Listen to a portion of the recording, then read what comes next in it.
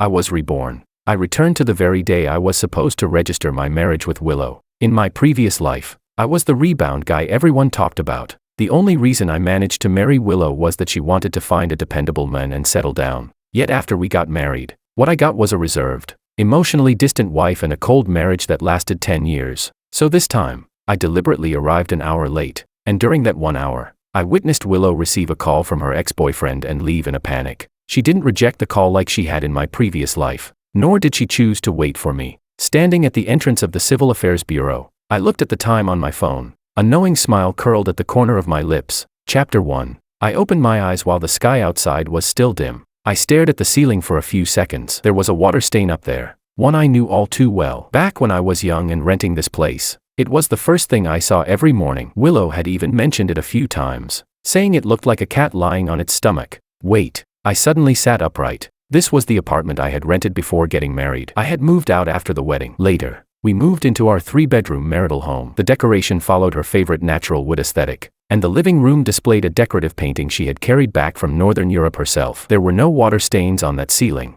I grabbed the phone from my bedside table and turned on the screen. March 15, 2024, 7:03 a.m. March 15th. My fingers froze. The glow of the screen reflected on my face, almost painfully bright. I remembered this date. I remembered it far too clearly. For 10 whole years. Every time this date came around, I would unconsciously glance at the calendar a few extra times, as if it were some habit etched into my muscles that I could never quit. March 15, 2024, the day Willow and I registered our marriage. We had agreed to meet at the entrance of the Civil Affairs Bureau at 9 o'clock. That day, I arrived at 8:40 and stood outside for 20 minutes, watching couples come and go. Some were smiling, some were crying, and some looked completely expressionless, as though they were just handling paperwork. Willow arrived exactly at 9. She was wearing a beige trench coat. Her hair was styled more carefully than usual, and her lipstick was a deeper red than normal. When she saw me, she simply nodded. Let's go in. There was no romance, no sweet affection, not even any unnecessary conversation.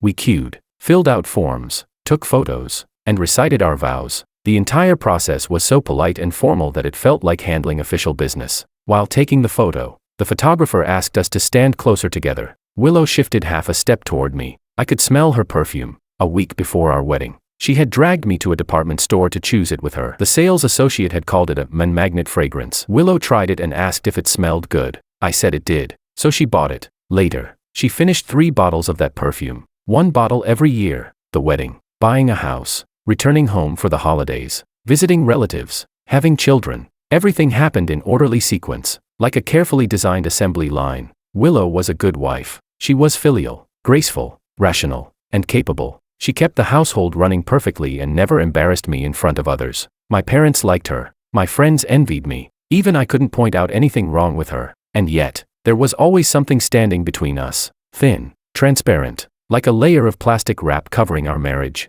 It preserved it, but it also prevented it from breathing. We slept in the same bed, back to back, on weekends. Each of us stared at our own phones. Our conversations revolved around our child, bills, and our parents' medical checkup reports. When she went on business trips, I actually felt relieved. 10 years, 1,000 good nights. Not once did either of us ever say, "I love you." I put down my phone and got out of bed. My bare feet touched the floorboards. The March morning air was chilly. I walked to the window and pulled open the curtains. The street outside looked both familiar and strange. The breakfast stall downstairs had already opened. Several people were standing beside steaming bamboo baskets. The woman selling pancakes was cracking eggs onto a griddle. I had lived here before. I moved away in 2019. Later, this building was demolished. Just last year, I passed by this area and saw nothing but construction barriers and towering cranes. So, had I really come back?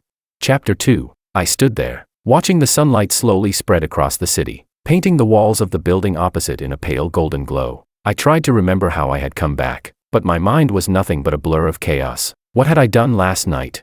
It felt like I had drunk a lot. It felt like, forget it, it didn't matter anymore. What mattered was that it was now 7:05 a.m. on March 15, 2024. Less than 2 hours remained before the 9 o'clock meeting Willow and I had arranged. I could go, or I could choose not to. I stood there thinking for a long time. Long enough for the soles of my feet to grow cold. Long enough for 2 waves of customers to rotate through the pancake stall downstairs. Then I turned around and went into the bathroom to wash up. While shaving, I looked at the men in the mirror. A face 10 years younger. No dark circles. No traces of weariness. My hair was still black. I thought about the face I would have 10 years later, tired, numb, occasionally staring into the mirror and wondering if this was all life was ever going to be. After shaving, I changed clothes. I didn't wear the plaid shirt Willow had bought for me. Instead, I picked a black one from the very back of the closet. The tag was still attached. I had bought it when I was around 30, thinking I'd wear it someday. Then I never thought about it again. Before leaving, I checked the time. 8:15 a.m. The Civil Affairs Bureau wasn't far from my rented apartment. A 15-minute walk. If I left now, I'd arrive at 8:30, 10 minutes earlier than I had in my previous life. I stood in the entryway with my hand on the doorknob, but I didn't move. Someone was climbing the stairs outside. The footsteps grew closer, past my door, then gradually faded away. The smell of fried dough sticks and soy milk drifted up from the breakfast shop downstairs. I caught the scent. My stomach stirred slightly. 8:16 a.m. I decided to wait. I didn't know what I was waiting for. I just wanted to wait. I turned back into the apartment and sat down on the couch. It was an old fabric sofa provided by the landlord. The cushions had long since collapsed. The moment I sat down, my body sank into it. Leaning back, I stared at the clock hanging on the wall. It had a cheap plastic frame. The second hand ticked forward one jump at a time. It wasn't very accurate. Every month it lost 2 or 3 minutes. In my previous life, I had thought countless times about replacing that clock, but I never did. I always told myself I would be moving out soon anyway. Later, I really did move out. The clock stayed behind with the landlord. I had no idea whether it was still there now. 8:20 a.m. I took out my phone and swiped through the screen. There were no messages from Willow. No missed calls. We had spoken once on the phone the night before. She had confirmed the time and location in a businesslike tone. 9 o'clock. At the entrance of the Civil Affairs Bureau. Don't forget your ID card and household registration booklet. I gave a brief acknowledgement. Then she hung up. That night, I suffered from insomnia. I tossed and turned for a long time before finally falling asleep. At the time, I thought it was just pre-wedding anxiety. Only later did I realize that perhaps something inside me had been trying to warn me. 8:25 a.m. I stood up and walked to the window. The streets were becoming more crowded. Students in school uniforms, office workers carrying briefcases, elderly people returning from the market with groceries. A young mother pushed a stroller past the building. The child inside waved both hands and babbled excitedly about something. I thought of our daughter. Her nickname was Emma. When Emma was 3 years old, Willow took her to early education classes twice a week without fail, rain or shine. Sometimes I got off work early and went to pick her up. I would stand outside the classroom and watch her play games with the teacher. Her eyes curved into crescents whenever she smiled. Emma looked just like Willow. Her eyes, her nose, her mouth, even the way she frowned. But unlike Willow, she loved to smile. Whenever she grinned, 2 tiny canine teeth peeked out. The sight could melt anyone's heart. I loved Emma. Willow loved Emma too. Because of her, we shared countless interactions and conversations. Yet that transparent wall between us never disappeared. Sometimes after reading Emma a bedtime story, I would leave her room and see Willow leaning against the headboard, scrolling through her phone. The glow of the screen illuminated her face. Her expression was as still and lifeless as stagnant water. I would lie down on the other side of the bed with my back facing hers. Half a meter separated us, like a river running between 2 shores. I had thought about asking her many times, "Why did you marry me in the first place?" But I never said the words. I was afraid the answer would be something I didn't want to hear. And I was equally afraid the answer would simply be, "Because you were suitable." What's more painful than a loveless marriage is realizing you were chosen as the safest backup option. 8:30 a.m. My phone rang. I lowered my gaze. It was Willow. Chapter 3. My heart skipped a beat. I stared at Willow's name on the screen, my finger hovering above the answer button. 2 seconds passed. I didn't press it. The ringtone continued. The vibration made the phone tremble lightly in my palm. In my previous life, every time Willow called, I answered immediately.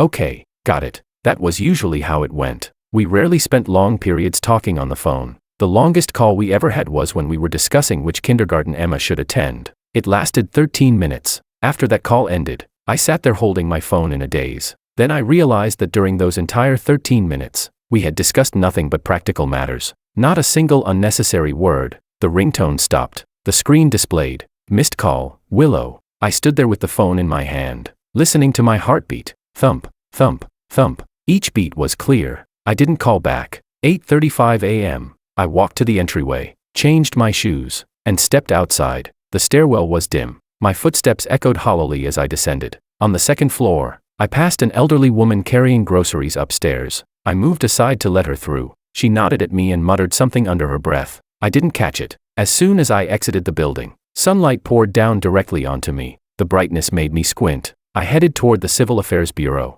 but I walked slowly. When I passed the breakfast stall, I stopped. 1 bowl of soy milk, 2 fried dough sticks. I sat down at a small table by the entrance. The soy milk was hot. I blew on it before taking a sip. On the day of our wedding registration in my previous life, I hadn't eaten anything at all. As a result, while taking photos, the photographer kept saying, "Smile, groom, give us a smile." I couldn't. The expression in the final photo looked worse than crying. Later, Willow placed that photo album in storage. It stayed buried away and was never taken out again. Once, Emma found it. Pointing at the picture, she asked, "Daddy, why do you look unhappy?" I froze for a moment before replying.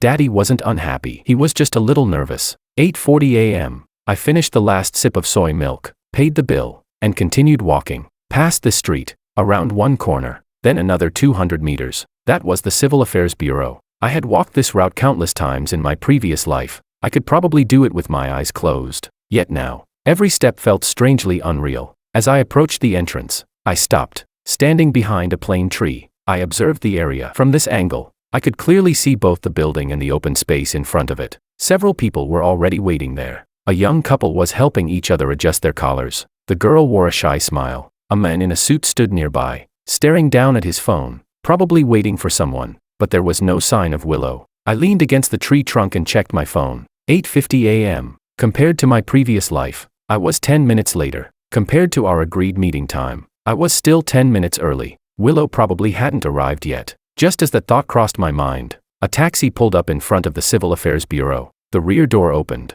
The first thing that appeared was a foot in a beige high heel. Then the rest of her emerged. A beige trench coat, long hair draped over her shoulders, a document folder in her hand. Willow. From dozens of meters away, I watched her, and a strange feeling rose inside me. She looked younger than she did in my memories, even younger than the version of myself I saw in the mirror every day after returning 10 years into the past. 25-year-old Willow. The faint weariness that would later settle into her features had not yet appeared. She stood with perfect posture, chin slightly raised, like a proud white swan. She lowered her head and checked her watch. Then she looked around, probably searching for me. I watched her take out her phone, glance at the screen, and put it away again. 9 a.m. Her gaze swept through the crowd. She didn't find me. A slight frown appeared between her brows. She took out her phone again. This time, she lowered her head and started typing. A few seconds later, my phone vibrated. I looked down. A message from Willow. "I'm here. Where are you?" I stared at the words. My finger hovered over the screen. Still, I didn't move. 9:01 a.m. Willow stood at the entrance with her phone clenched in her hand. She looked around once more. Her brows drew together even tighter. Her lips pressed into a thin line. I knew that expression. She was unhappy. When Willow was unhappy, she never lost her temper. She never complained. She simply pressed her lips together and swallowed all those emotions by herself. In my previous life, I had seen that expression far too many times. Chapter 4. 9:03 a.m. Willow lowered her head to look at her phone. This time, she wasn't typing. She was staring at the screen, as if she were hesitating about something. From behind the tree, dozens of meters away, I watched her. Then I saw her expression change. It was a strange change. One eyebrow lifted slightly. Her eyes widened just a little. Her lips parted. The expression lasted only 2 seconds. Then she lowered her head again and stared at the phone, her fingers flying rapidly across the screen. After typing for a while, she stopped. She seemed to be waiting for a reply. A few seconds later, her phone vibrated again. She looked down. This time, her expression changed completely. Her brows knitted together. Her lips pressed into a tighter line, but not because she was annoyed. It was anxiety. A kind of anxiety I had never seen on her face before. The hand holding her phone trembled slightly. Her other hand tightened around the document folder. She lifted her head and looked around. This time, her gaze swept across the direction where I was standing. Instinctively, I stepped back, but her eyes didn't linger. They passed right over me. Then I saw Willow do something I had never witnessed before. She raised the phone to her ear and made a call. The call connected quickly. She spoke a few words into the phone. Her voice was low, too low for me to hear, but I could see her expression clearly. Urgent, flustered. In 10 years of marriage, I had never seen that look on her face. After hanging up, she stood there motionless, staring down at the document folder in her hands. For more than 10 seconds, she remained frozen in place, like a statue. Then she raised her head and scanned her surroundings again. This time her gaze moved more slowly, as though she were searching carefully for something. I pressed myself completely behind the tree trunk, exposing only one eye to peek out. She didn't find me. Willow looked at her phone again, probably checking the time. 9:07 a.m. Then she made a decision. She turned around, walked to the roadside, and raised a hand to hail a taxi. The door opened. She got in. The car pulled away and merged into traffic, farther and farther, until it disappeared at the end of the street. I stepped out from behind the tree and stood there, watching the direction in which the taxi had vanished. 9:08 a.m. The wind brushed past my ears, carrying the chill of March. The sunlight falling on my body was warm. Across the street, a music store was playing an old song. Sunny day. The piano intro drifted through the air in broken fragments. I lowered my head and checked my phone. No new messages. No missed calls. Willow hadn't told me she was leaving. She hadn't explained why. She had simply vanished, like a stone dropped into water. It created a ring of ripples. Then the surface became calm again, as though nothing had ever happened. I slipped the phone into my pocket and took a deep breath. The air carried the scent of plain tree leaves, the smell of car exhaust, the aroma of fried dough drifting from the breakfast stall nearby. All those scents mixed together and rushed into my lungs, leaving me in a daze. I thought back to this day in my previous life. At exactly 9 o'clock, Willow had appeared on time. We went inside together. We queued, filled out forms, took photographs, recited our vows. I remembered standing beside her during the photo session. Her shoulder lightly brushed against my arm. Even through our clothes, I could feel a trace of warmth. During the vows, her voice wasn't loud, but she pronounced every word clearly. We voluntarily enter into marriage and, from this day forward, will share the responsibilities and obligations entrusted to us by this union. When she finished, she turned and glanced at me. A faint smile touched the corner of her lips. I remembered that smile for a very long time. I thought it was the beginning of something good. Only later did I realize it wasn't a beginning. It was merely part of the process.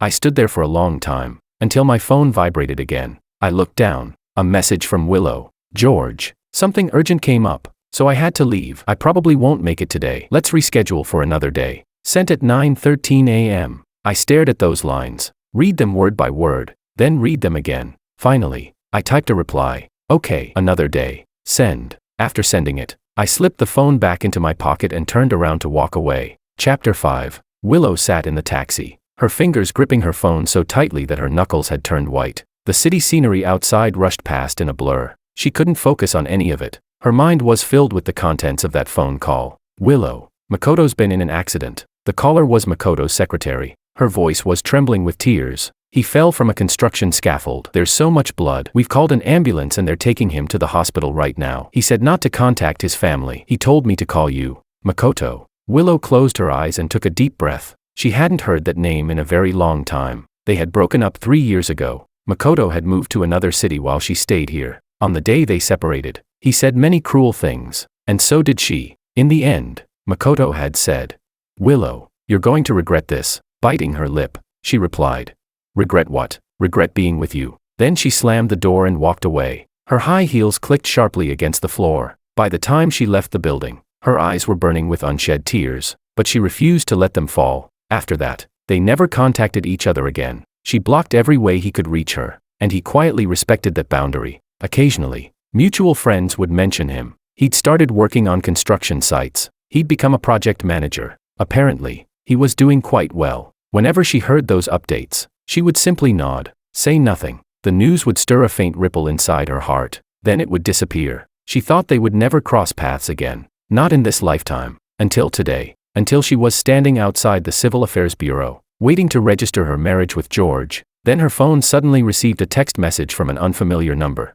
"Willow, this is Maria, Makoto's secretary. Makoto has been seriously injured and is being treated in the emergency room. He keeps calling your name. Can you come? Central Hospital Emergency Department." She stared at the message. Her mind went blank for several seconds. Then she dialed the number. As soon as the call connected, Maria's voice came through, frantic and disordered. "Willow, Makoto fell from a scaffold. It's really serious. He's unconscious now. During the ambulance ride he kept saying your name. I had no choice but to contact you." Standing there with her phone in hand, Willow felt as if everything around her had drifted far away. The people lining up, the people waiting, the people smiling, the people crying. All of them became a blurry background. The only thing she could hear was her own heartbeat. Thump, thump, thump. The pounding echoed in her temples until they hurt. Then she looked up and searched the crowd. George wasn't there. She checked the time. 9:03 a.m. George was 3 minutes late. Willow knew she should have been angry. George was not the kind of person who was careless about time. Whenever they made plans, he was always punctual. Yet today, of all days, he was late. But she couldn't spare any energy for anger. She looked at the message again, bit her lip, then walked to the roadside and hailed a taxi. The moment she got into the car, she sent George a message. "I'm here. Where are you?" After sending it, she clutched the phone and waited for his reply. 1 minute, 2 minutes, 3 minutes, nothing. She stared at the screen. The display went dark. She lit it up again. It went dark once more. Again she woke it. The only thing in the chat window was her lone message. Beneath it was empty space. She suddenly remembered that while searching for him earlier, she thought she had seen someone standing behind a tree in the distance. A man wearing black. His build looked somewhat like George's, but she hadn't seen clearly. The taxi turned a corner. A different stretch of city appeared outside the window. As she watched the buildings flash by, George's face suddenly came to mind. They had met through a matchmaking introduction. The person who introduced them was a friend of her mother's. Their first meeting was at a cafe. When she arrived, he was already there. He sat by the window with a cup of Americano in front of him and what looked like a book in his hands. Only when she approached did she realize it wasn't a book at all. It was a document. He was reading it so intently that he hadn't noticed her walking over. Standing in front of him, she said, "George." He looked up, momentarily stunned. Then he quickly stood up and hurriedly gathered the papers. "Sorry, I got a little bored while waiting, so I was just reading something." Willow smiled. "It's okay." Chapter 6. That day, they talked for more than an hour. He wasn't a man of many words, but everything he said felt sincere. He told her he worked at an architectural design institute. He said he didn't have many hobbies, mostly reading, and occasionally playing sports. When he asked what she liked, she said she enjoyed watching movies. George asked if there had been any good movies lately. She replied that there hadn't been. George smiled. "Then when a good one comes out, I'll take you to see it." At the time, Willow thought he was actually pretty interesting. Later, they really did go to the movies together. It was an art house film about a man and a woman who missed each other, only to reunite years later. When the movie ended, Willow was crying so hard that tears streamed down her face. George sat beside her, awkwardly handing over tissues, completely unsure what to say. She asked him, "Why aren't you crying?" He replied, "I don't really know how to cry." She burst out laughing. It was the first time she had laughed out loud in front of him. The taxi came to a stop, pulling her back to reality. "We're here," the driver said. Willow paid the fare and stepped out. Standing before Central Hospital, she looked up at the bright red emergency department sign. People were constantly moving in and out. Some pushed wheelchairs, some wheeled stretchers, others hurried around with anxious expressions. Clutching the document folder tightly, she took a deep breath and walked inside. The emergency department was packed. The sharp smell of disinfectant filled the air. She found the nurse's station and asked where Makoto was. After checking the computer, a nurse informed her that he was in the resuscitation room and that she would have to wait outside. When she arrived, she saw Maria sitting on a bench with her head buried in her hands. Her shoulders shook as she cried, "Maria." Maria looked up. Her eyes were red and swollen. Seeing Willow, she froze briefly before standing. "Willow, you came. How is he?" "He's still being treated." Maria's voice cracked. "The doctor said he hit his head. The situation isn't good." As she spoke, she nearly broke down again. "It's all my fault. I should have been watching him. He said he wanted to inspect the construction site today. I told him I could send someone else, but he insisted on going himself." Willow sat beside her and placed the document folder on her lap. The doors to the resuscitation room remained shut. The red warning light above them stayed illuminated. Every so often, a nurse would push through the doors and disappear inside again. Whenever the doors opened, sounds spilled out, the steady beeping of machines, doctors and nurses shouting instructions, the noise of frantic activity, someone calling out. Willow sat there staring at the doors, thinking about nothing, and somehow thinking about everything. She remembered the last time Makoto had called her. It was 6 months after their breakup. That night, she had worked overtime until very late. When she left the office, she discovered it was raining. Without an umbrella, she stood beneath the building entrance waiting for the rain to stop. Then her phone rang. An unfamiliar number. She answered. Makoto's voice came from the other side. "Willow, how have you been?" She froze with the phone in her hand for several seconds. Makoto continued. "I just wanted to hear your voice," she replied. "Makoto, we've already broken up." "I know." A pause. Then he sighed. "Forget it. Get home early. It's raining. Don't get soaked." And then he hung up. Willow stood outside the office listening to the disconnected tone. Rain poured down around her. Droplets splashed onto her shoes, cold against her skin. She remained there for a very long time, long enough for the rain to stop. Long enough for her phone screen to go dark, light up, then go dark again. That night she couldn't sleep. She tossed and turned endlessly. Memories surfaced one after another. The good moments, the bad moments, the happy times, the painful times. She remembered the cruel words he had said on the day they broke up. She also remembered the letter he had written when they first started dating. In that letter, he had written, "I'll treat you well for the rest of my life." Later, she threw that letter away, and eventually, she forgot him completely. Until today, the doors of the resuscitation room opened. A doctor in surgical scrubs walked out, removing his mask. He spoke with obvious exhaustion. "Who is Makoto's family?" Willow immediately stood up, then hesitated. "I'm his friend." The doctor glanced at her. "We managed to save him, but he has intracranial bleeding. He needs surgery immediately. The operation is very risky. We need a family member to sign the consent form." Beside her, Maria nearly jumped in panic. "His family is all out of town. It'll take them several hours to get here." The doctor frowned. "Then who's going to sign?" Willow stood there, looking at the doctor, then at the half-open door of the resuscitation room. Through the gap, she could see part of a hospital bed, a white blanket, one exposed hand, and 4 needle taped to the back of it, fluid dripping steadily. She recognized that hand. Long fingers, distinct knuckles. Those hands had once held hers. "Can I sign?" she heard herself ask. The doctor looked at her. "What are you to him?" She fell silent for 2 seconds. Then she answered quietly. "His ex-girlfriend." Chapter 7. I didn't go home. On my way back from the Civil Affairs Bureau, I passed the breakfast stall again. The owner was clearing away bowls and chopsticks. When she saw me, she looked surprised. "Young man, you're back. Forget something." "No," I said. "Another bowl of soy milk." I sat in the same seat as before, holding the bowl and drinking slowly. The soy milk was still hot. This time I didn't bother blowing on it. I took a direct sip. The heat numbed my tongue. I didn't spit it out. I swallowed it. My phone lay on the table, screen facing upward. After finishing the soy milk, I checked the time. 9:45 a.m. 45 minutes had passed since the time I was supposed to register my marriage. I thought back to this same period in my previous life. From 9 to 10 o'clock, what would we have been doing? Standing in line. We waited for about 20 minutes. Then we filled out the forms. I finished mine quickly. Willow finished hers even faster. Afterward, we sat on a bench waiting for our number to be called. Neither of us spoke. We simply sat there. At the time, I wanted to start a conversation, but I couldn't think of anything to say. Ask if she was nervous. I wasn't nervous myself, so that would have sounded fake. Ask if she was hungry. It was barely after 9 in the morning. That seemed too early. In the end, I said nothing. We just sat there. When our number was called, she stood up. I stood up with her. Together we walked to the counter and handed over our documents. The staff checked our information and directed us to take photos. While taking the pictures, the photographer kept saying, "Closer, a little closer." So we moved closer, shoulder to shoulder. Then came the vows, the certificate, and finally, we walked out of the Civil Affairs Bureau. She glanced at her phone and said, "I need to go back to work." I asked, "Want me to take you?" "No, it's not on your way." Then she left. I stood outside the Civil Affairs Bureau and watched her walk away. Her back was straight. Her pace was steady. Soon she disappeared into the crowd. I looked down at the red marriage certificate in my hand. Opening it, I saw the photo. The two of us wore the same official-looking smiles. I closed it, put it away, and went back to work. That evening, we had dinner together at a restaurant near my office. It was our way of celebrating. She ordered noodles. I ordered rice. As we ate, we talked, but every topic revolved around work. After the meal, I paid the bill. She said, "I'll get it," I replied.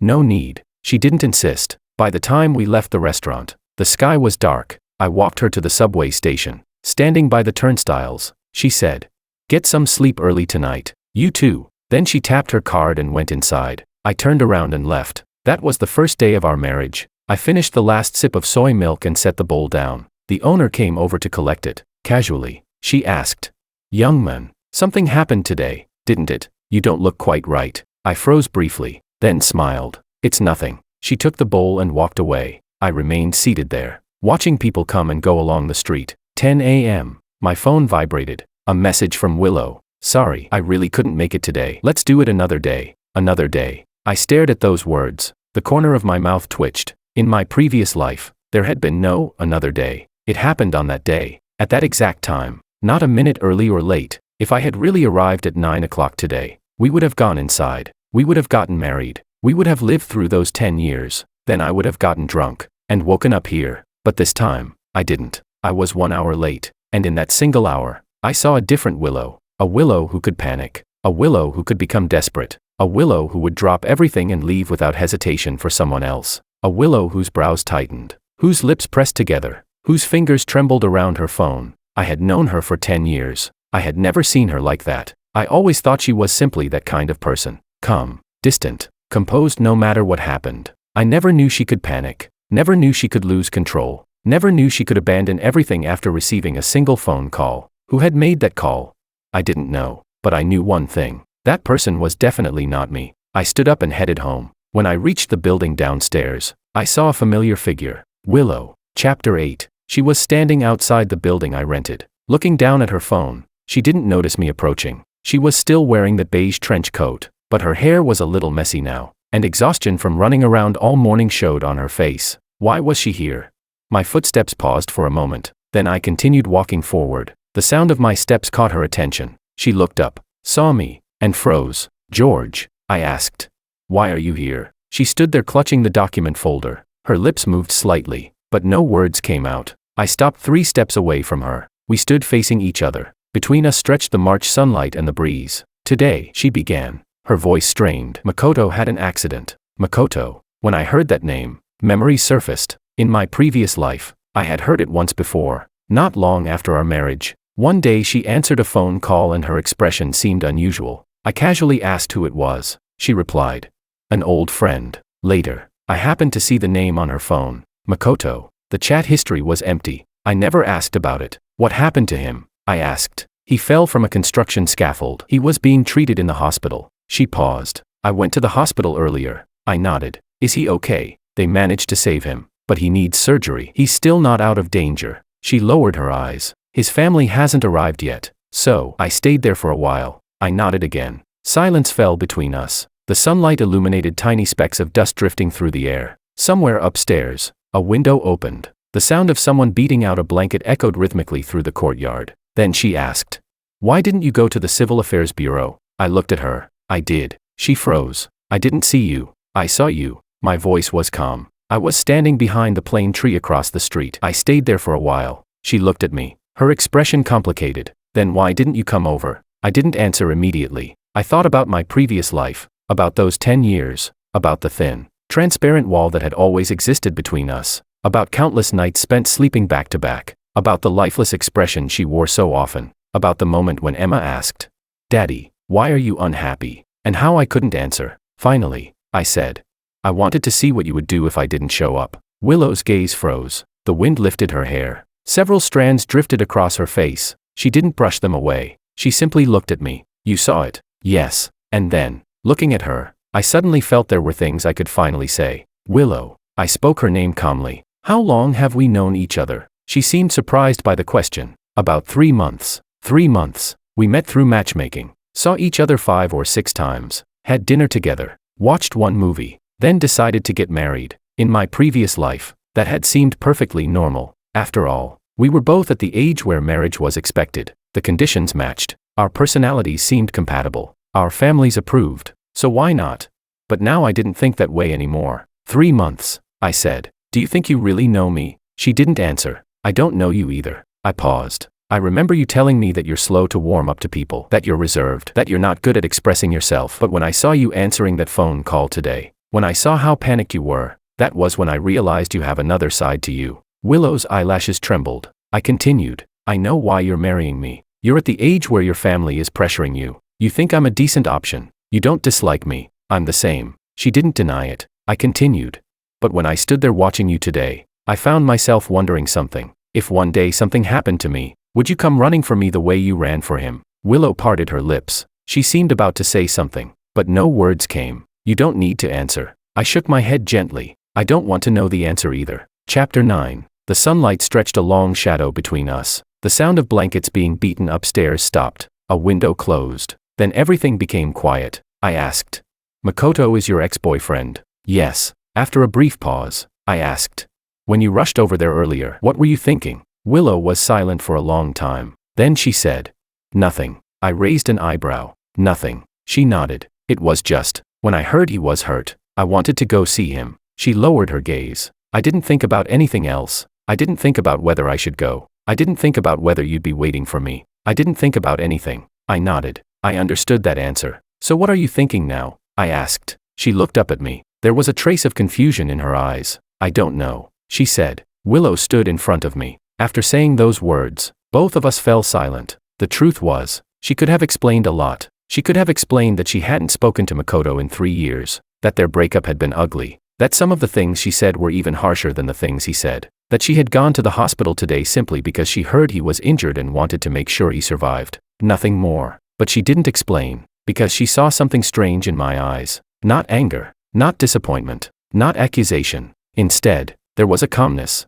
a look that seemed to be waiting for something. She couldn't understand it. Just then, her phone rang. She looked down. It was Maria. Willow, Maria said urgently. Makoto's gone into surgery. The doctor said it'll take at least 3 or 4 hours. Are you still coming? Willow gripped the phone and glanced at me. I said, if you want to go, then go. She paused, then said into the phone, I'll be there soon. After hanging up, she looked at me. She seemed to want to ask something, but she didn't know how. You should go, I said. I don't have anything going on. What about you? I'll head back first. If anything comes up, call me. After saying that, I turned around and walked into the building. Willow remained standing at the entrance, watching George's retreating figure climb the stairs. His pace was steady, neither fast nor slow. Every step felt firm. When he reached the landing, he paused briefly, but he didn't look back. He simply continued upward. Only after his figure completely disappeared into the stairwell did she turn around and head back toward the hospital. When she arrived,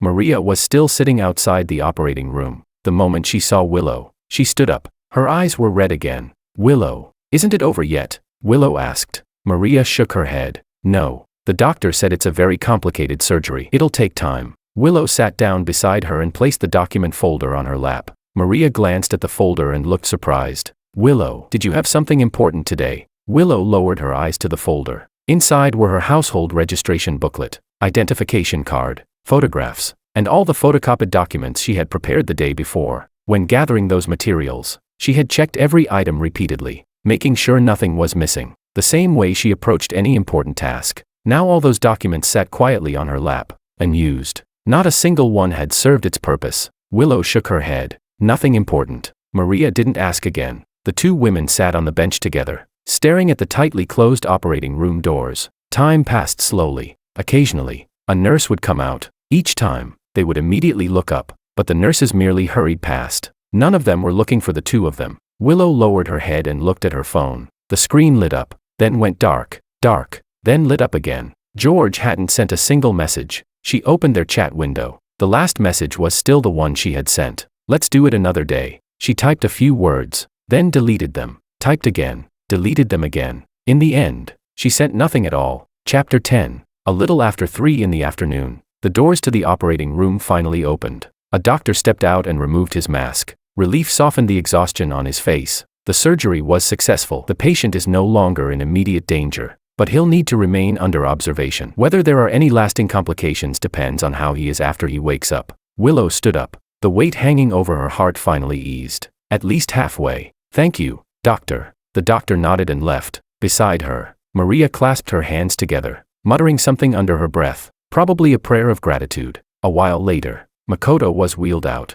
His face was wrapped in bandages. Various tubes were connected to his body. His complexion was frighteningly pale. As Willow looked at him, he felt both familiar and unfamiliar at the same time. She followed the medical staff into the ICU area. After settling him in, the nurses explained several precautions and then asked them to leave. The patient needed rest. Family and visitors could wait outside. Willow stood outside the ICU, looking at him through the glass. His brows were furrowed. Even unconscious, they remained furrowed. She remembered something he once said. He used to sleep with his brows knitted together. His mother claimed it was because he carried too many worries. Makoto always denied it. And now she saw that familiar frown again. Willow, Maria said quietly beside her. Makoto, he never forgot you. Willow said nothing. Maria continued.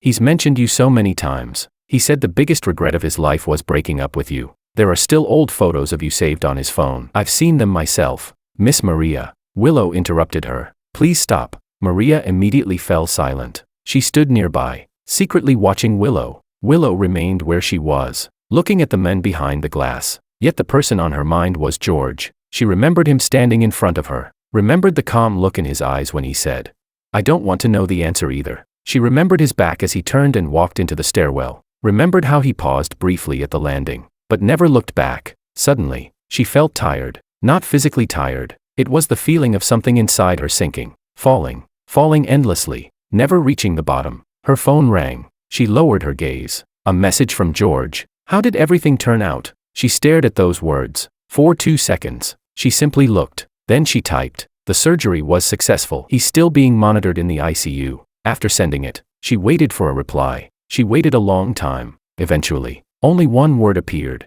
Good. I sent that single word and set my phone aside. Lying on the couch in my rented apartment, I stared at the water stain on the ceiling. My thoughts were a complete mess. Ever since returning from the Civil Affairs Bureau, one question had been circling endlessly in my mind. What would have happened if I had arrived on time today? I knew the answer all too well. We would have registered our marriage. We would have gotten married. We would have lived through those 10 years. She would have been a good wife. I would have been a good husband. We would have had an adorable daughter. We would have started paying a mortgage, enrolled our child in early education classes, gone home during the holidays to deal with relatives. We would have maintained a respectable marriage in front of everyone else, and spent 10 years sleeping back to back in the same bed. We would have grown older, more tired, more silent, until one day, one of us finally asked, "What exactly are we doing?" I didn't know whether that person would have been me. I didn't know whether it would have been her. But now things were different. Today I hadn't arrived on time, and she hadn't waited for me. She ran to the hospital because of a single phone call. I stood behind a tree and watched it all happen. We hadn't registered our marriage yet. The thin, transparent wall between us hadn't been completely built. I still had a choice. I could continue. I could arrange another date. I could follow the original script all the way to the end. I could pretend those 10 years of memories never existed. Pretend I knew nothing.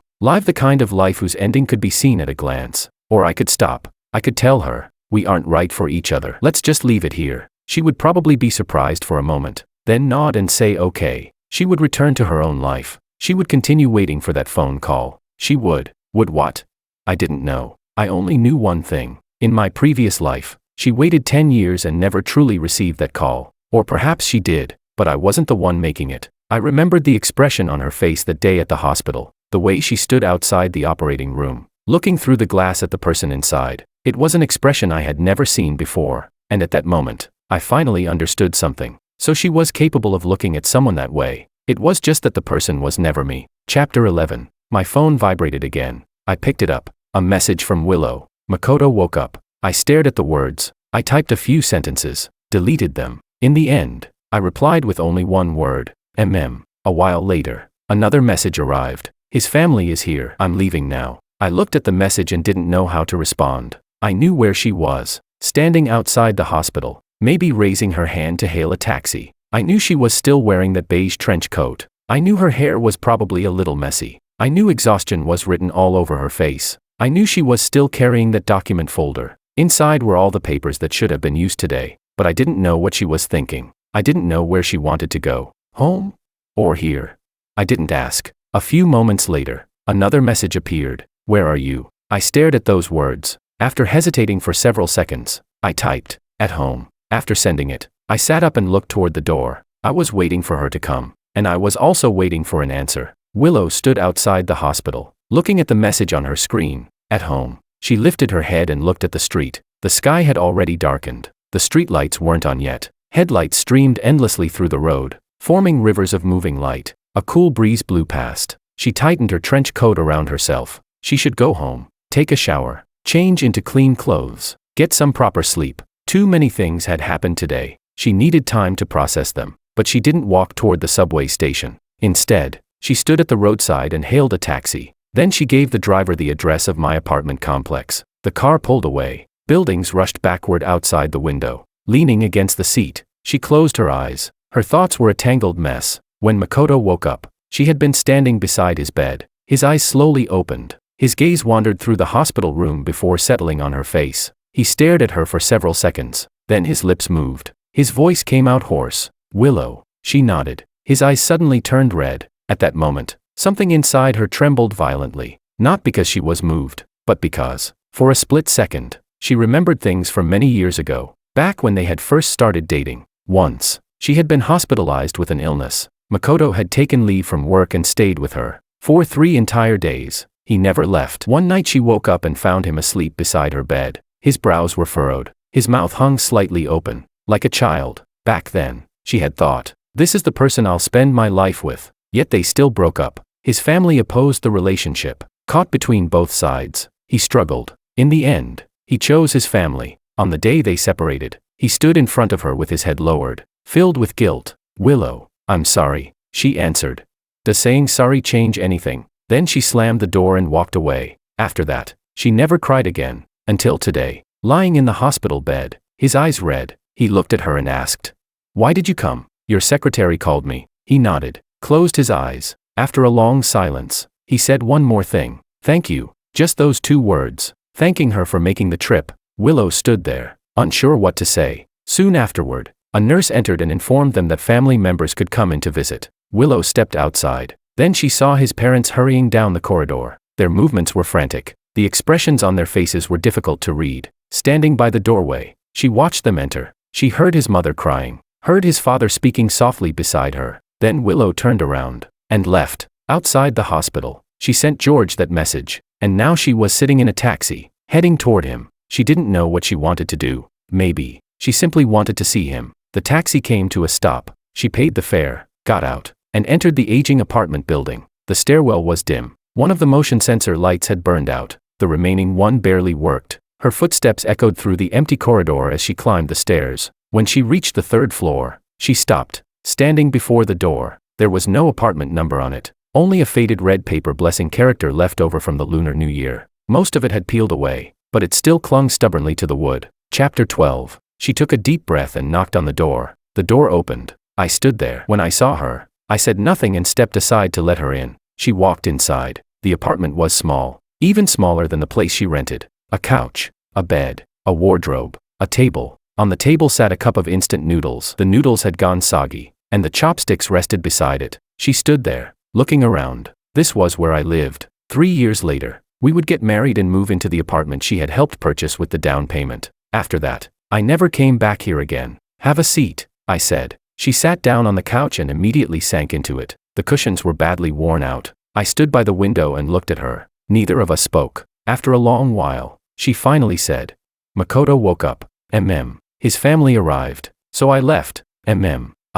She paused, unsure how to continue. "I don't know if what I did today was right." I looked at her but didn't respond. She continued, "I haven't spoken to him in 3 years. Then today I suddenly got that call saying he'd been hurt, and I didn't think about anything. I just ran there." I nodded. Then she asked, "Are you angry?" "No." She froze. "Why aren't you angry?" Looking into her eyes, I answered, "Because I didn't show up on time today either." She fell silent. I continued, "I stood behind that tree and watched you wait for me. I watched you stand there for more than 10 minutes. I watched you answer the phone. I watched your expression change. I watched you run away. And while I was standing there, I kept thinking about something. The person you were waiting for should have been me. But the person you were thinking about when you ran away wasn't me." Something tightened sharply in her chest. "Willow." I spoke her name calmly. "Have you ever loved me?" She opened her mouth. She wanted to say yes, but the word caught in her throat. No matter how hard she tried, she couldn't force it out. "You don't have to answer."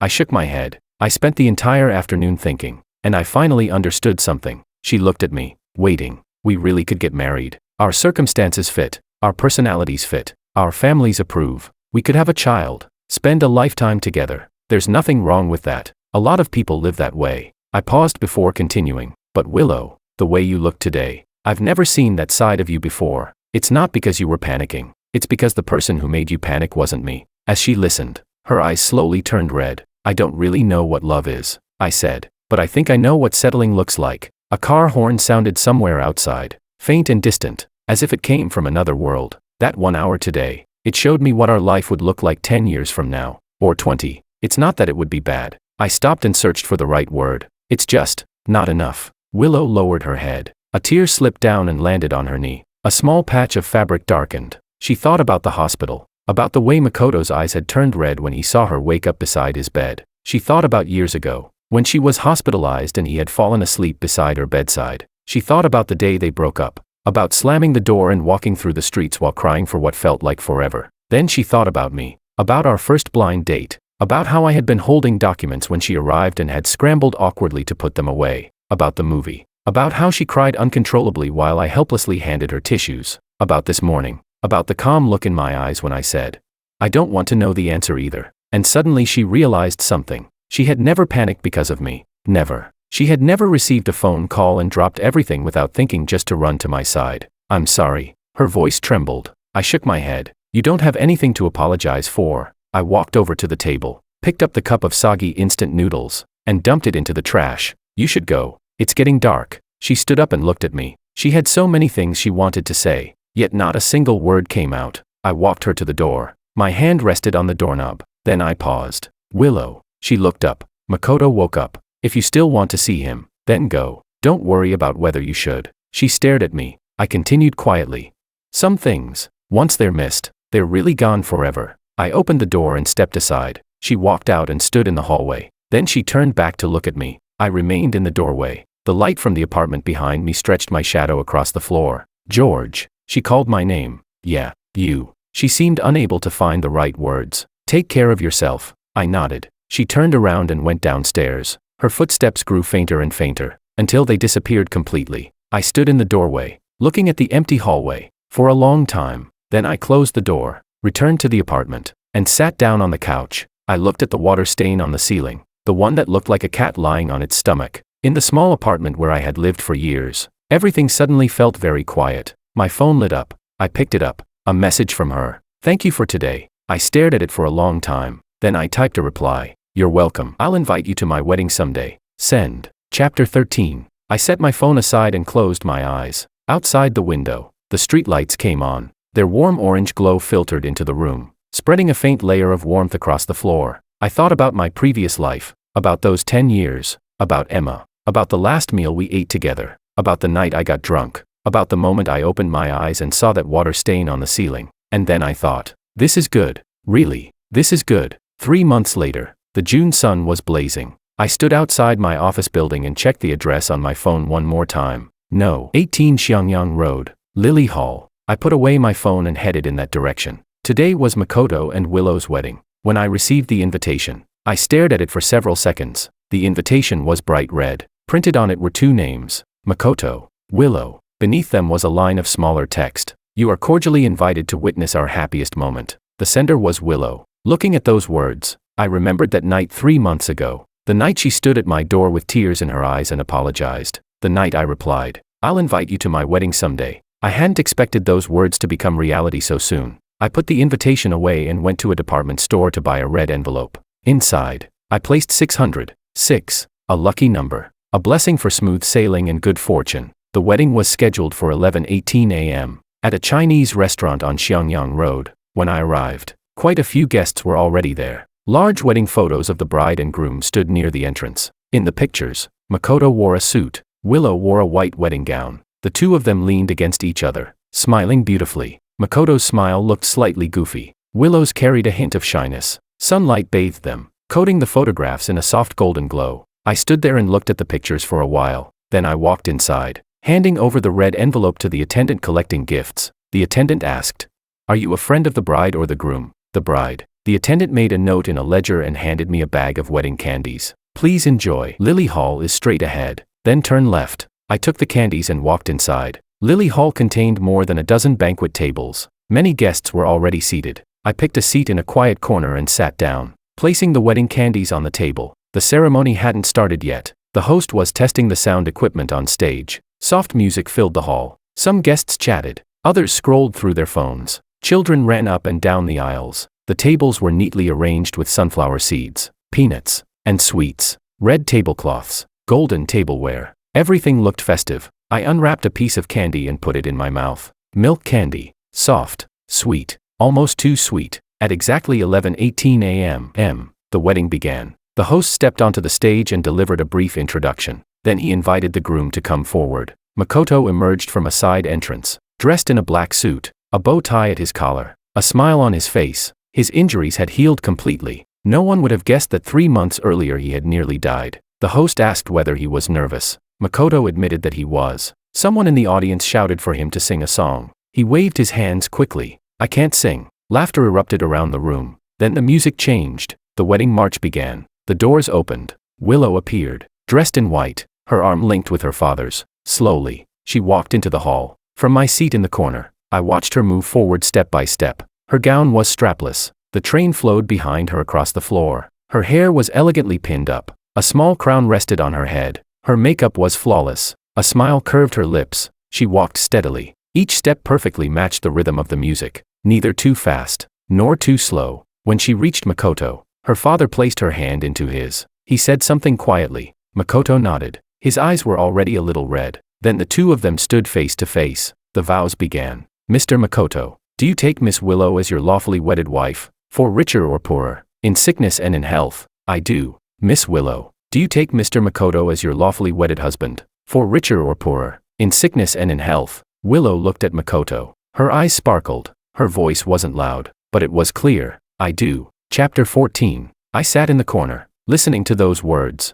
I do. I thought back to 3 months ago, to that morning outside the Civil Affairs Bureau, when I watched Willow get into a taxi and leave. I remembered her sitting in the back seat, clutching that document folder. The panic on her face was something I had never seen before. That was when I knew who I had lost to. Not Makoto. I lost to that phone call. I lost to the person she ran to without thinking. The rings were exchanged. The couple drank from their wedding cups. Both sets of parents came on stage to speak, one step after another. The ceremony followed its course. Finally, the host announced the banquet. Servers carried dishes out one after another. I picked up some food and ate slowly. The guest beside me started a conversation. You're a friend of the bride? Yeah. How long have you known her? 3 months. The man nodded and asked no further questions. Halfway through the meal, the bride and groom began making their rounds to toast the guests. Starting from the main table, they moved from one table to the next. When they reached mine, Willow saw me. She froze. Makoto followed her gaze. He froze too. The three of us stood facing one another. For a moment,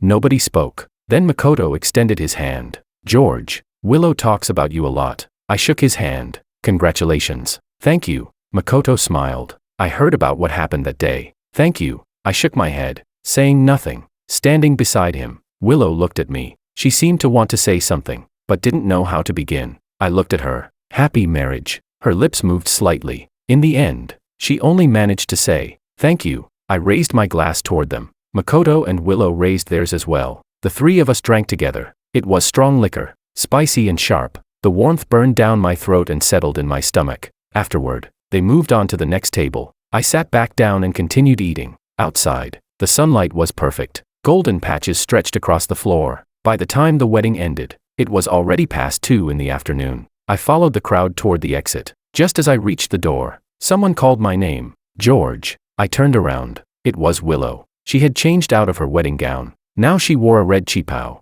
Her hair had been let down. A faint flush colored her cheeks from all the toasting. She stood near the entrance holding something in her hand. Looking at me, I walked over. This is for you. She held it out. I accepted it. It was a red envelope, but not the one I had given earlier. This one was much thinner. Whatever was inside, it wasn't money. I opened it. Inside was a photograph. A bride and groom stood on a wedding stage. The bride wore white. The groom wore a suit. Both wore serious expressions. One was saying, I do. The other was listening. The picture had been taken from the side, yet it was obvious. The person listening was me. This is. I looked up at her. She lowered her eyes briefly. That day at the Civil Affairs Bureau, I asked the photographer to take it for us. I planned to give it to you after we got our marriage certificate. But then, her voice trailed off. She didn't finish the sentence. I lowered my gaze and stared at the photograph. For a very long time. Keep it. She smiled faintly. Let it be a memory. I slipped the photograph back into the envelope, then put it in my pocket.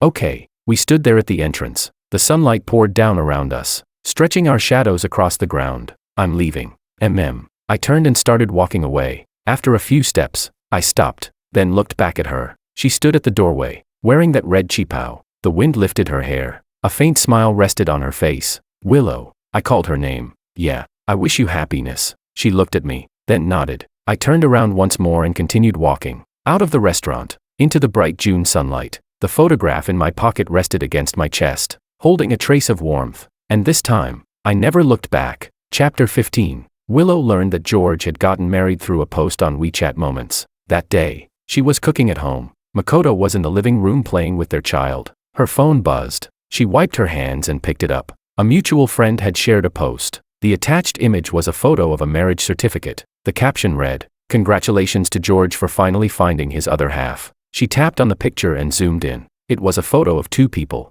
George and a woman she didn't recognize. The woman wasn't exceptionally beautiful, but her smile was warm. Leaning against his shoulder, her eyes curved into crescent moons. George was smiling too. Not the polite smile she was familiar with. Not the smile people wore out of courtesy. This was a genuine smile. Tiny lines appeared at the corners of his eyes. The two of them wore white shirts, holding their marriage certificates. Behind them stood the familiar vow-taking platform inside the Civil Affairs Bureau. Willow stared at the photo for a long time. Makoto walked over carrying their child. "What are you looking at?" She turned off the screen. "Nothing. A friend got married." Makoto leaned over and kissed her. "We got married too." She smiled softly, set the phone down, and continued cooking. That night, lying in bed, she couldn't fall asleep. Makoto slept soundly beside her. His breathing was steady and even. Turning her head, she looked at his face. Moonlight filtered through the gap in the curtains, casting a pale streak of light across his features. She thought about many things. She thought about that morning 3 years ago,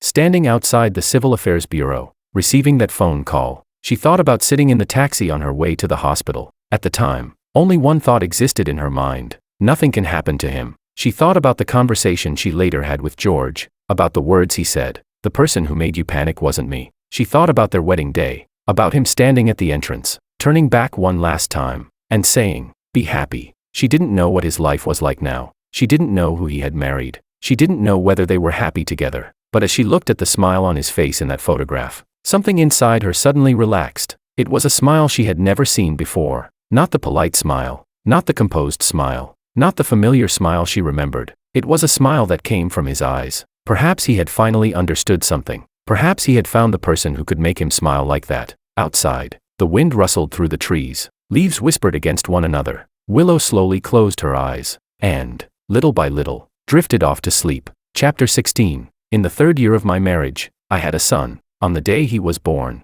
I paced back and forth outside the delivery room so many times that I lost count. Then a nurse pushed open the door and said, "Mother and baby are both healthy." My legs nearly gave out. I almost collapsed onto the floor. When I finally went inside and saw my wife, her face was pale and her hair was soaked with sweat. Yet she was still smiling at me. "Tired?" I asked. She rolled her eyes. "What do you think? You'd be tired too if you were the one giving birth." I held her hand, and suddenly found myself at a loss for words. We named our son Jack. Simple, easy to write. When he turned 1 month old, we held a banquet. A lot of people came. Friends, colleagues, relatives. More than a dozen tables were filled. I carried Jack in my arms and moved from table to table offering toasts. The little guy slept soundly the entire time, completely unaware of the celebration around him. When I reached one particular table, I saw a familiar figure. Willow. She sat in a corner wearing a light blue dress. Her hair was shorter than before. A faint smile rested on her face. When she saw me approaching, she stood up. "Congratulations," she said. I froze for a moment. "What are you doing here?" "One of Makoto's classmates is your friend," she explained. "He insisted we come." Following her gaze, I looked across the room. Makoto was chatting with someone nearby. He was also holding a child, a little over a year old, perhaps. The toddler was busy tugging at his tie. I asked, "Your second child?" She nodded. "Almost 2 years old." I smiled. "Time really flies." She looked down at the baby in my arms. Tiny, eyes closed, sleeping peacefully. "He looks like you." "Really? Everyone says he looks like his mother." "The eyes look like yours," she said. "They're handsome." I wasn't sure what to say. I looked down at my son, then back at her. "How about you?" I asked. "How's life these days?" "Pretty good." She smiled. Makoto transferred back to the city. "My job is going fine. The kids are healthy. The parents are doing well. Nothing exciting. Just ordinary." I nodded. "That's good." A server came by to refill drinks. I raised my glass toward her. She lifted hers and clinked it lightly against mine. It was juice, not alcohol. "I still need to breastfeed later," she explained. Only then did I notice the faint milk stains on the front of her dress. They were subtle, easy to miss. "That's hard work." She shook her head. "That's just motherhood." We stood there chatting for a while, about the baby's 1-month celebration, about parenting, about work, about housing prices, ordinary topics, the kind of conversation 2 old acquaintances might have. Nothing more. Eventually I said, "I should keep going. There are still a lot of people waiting for a toast." "Okay," she smiled. "You should go." I turned around and carried Jack toward the next table. After a few steps, I glanced back. She had already returned to her seat, talking with Makoto. Makoto handed their child to her. She took the little one into her arms and kissed the child's cheek. Then she looked up. Our eyes met. She waved at me. I waved back. Then I turned around and kept walking. By the time the banquet ended, it was already after 3 in the afternoon. I saw off the last group of guests, then stood outside the restaurant entrance. The ground was littered with sunflower seed shells and cigarette butts. I let out a long breath. My wife walked over carrying the baby and leaned against me. "Tired?" she asked. "Not really." She glanced toward the banquet hall. "I saw you talking to a woman for quite a while. Who was she?" I paused, thought about it, then answered.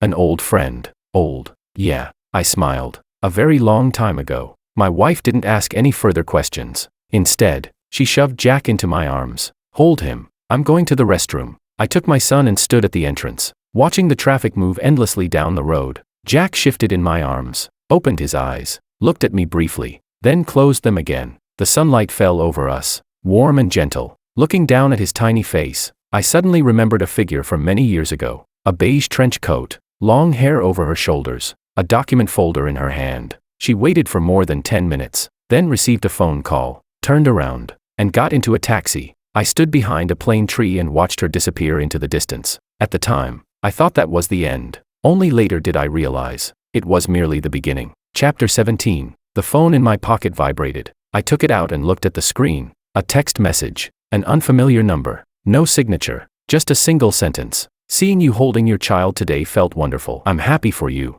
I stared at those words for several seconds. Then I looked up and scanned the area around me. People came and went. Cars passed by, but there was no sign of that familiar figure. I lowered my head, typed a few words, deleted them, typed again, deleted them once more. In the end, I sent only one word: "Thank you, send." I slipped the phone back into my pocket, held my son in my arms, and walked toward the parking lot. My wife came running out of the restroom and caught up with me. "Why didn't you wait for me, so you wouldn't have trouble finding me?" TCH. She rolled her eyes, like I'd get lost. I laughed, then handed our son to her. "You carry him, I'll drive." The three of us got into the car. The engine started, and we pulled out of the parking lot. As we passed the restaurant, I glanced out the window. Most of the guests had already left. The staff were cleaning up tables and chairs. Sunlight reflected off the red tablecloths, almost blindingly bright. I looked away and focused on the road ahead. "What do you want for dinner?" "Anything." I sighed helplessly. "It's always anything. Every time I ask,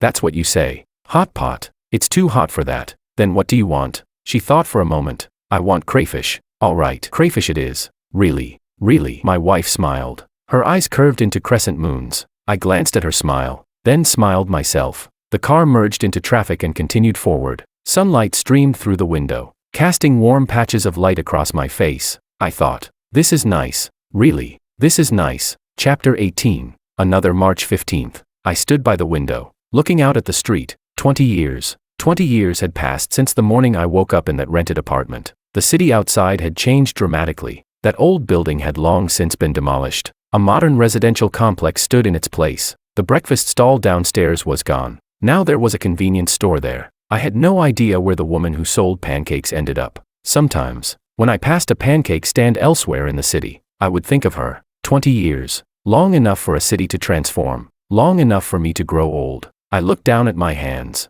Faint age spots had appeared on the backs of them. The joints were larger now, the skin looser. 20 years ago, these hands had been young and strong. They could lift my son with ease. They could survive all-night drafting sessions without complaint. Now they couldn't. Holding my grandson for a while made my arms ache. One sleepless night took 3 days to recover from. Footsteps approached behind me. My wife walked over carrying a cup of tea. Daydreaming again. She handed the cup to me. "What are you thinking about?" I accepted it and took a sip. "Warm." "Nothing." I smiled. "The weather's nice today." "It really is." She stood beside me and looked out the window. "Should we take our grandson to the park later?" "Sure." Together we watched the sunlight outside. Our grandson ran around the living room. "Grandpa, Grandpa." I turned around. The little guy was holding a toy airplane above his head, pretending it was taking off. "Coming." I laughed and set down my teacup, then walked over. Behind me, my wife watched with a smile on her face. That night, I had a dream. In the dream, I returned to 20 years earlier.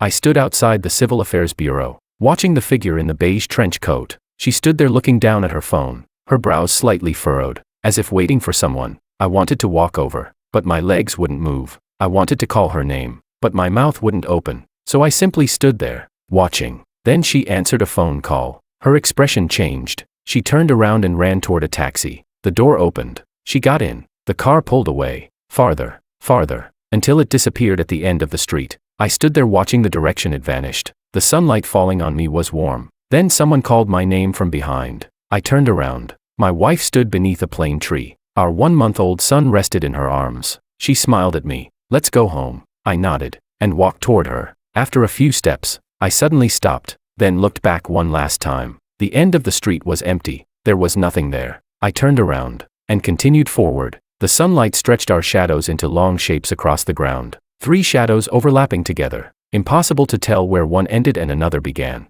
I reached her side, took our son into my arms, and kissed his little cheek. "Let's go home." Together we turned around and headed toward home. Behind us was that familiar street, crowded with people, busy with traffic. Ahead stood the old apartment building where we had lived for so many years. Several pots of pothose plants sat on the windowsill. Their leaves shone bright green in the sunlight. Holding my son, I walked forward one step at a time, and this time, I never looked back.